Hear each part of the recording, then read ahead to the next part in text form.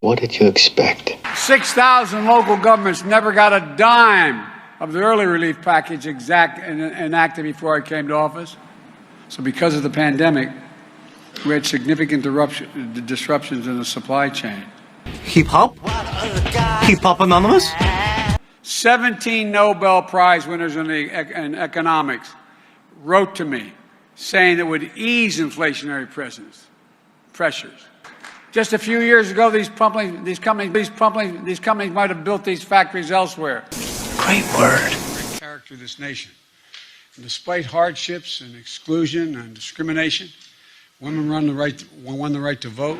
And by the way, we're proving that we can invest. Tribal courts will now be able to exercise jurisdiction. What kind of shit is that?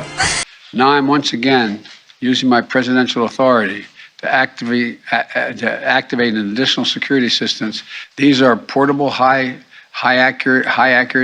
accuracy shoulder-mounted missiles to the people in Ukraine, and in neighboring countries.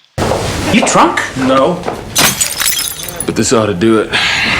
A proud tradition of my hometown that reflects the souls of two great nations, and providing that when you're Irish, proving it when you're Irish. Even Boland, a late Irish poet who taught here in America at Stanford University.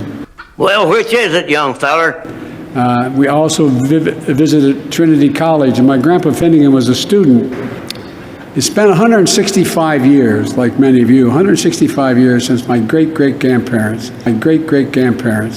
That's what I see in the Republic of Ireland today.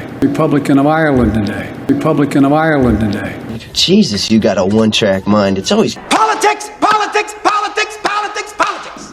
We delivered more help to survivors in rural areas. We understand and underserved communities. Made addressing gender violence a shared priority to put an end to misogyny and racism and all forms of hate we have. I can't say that word. By the LDS, by the Mormon Church, that had most extensive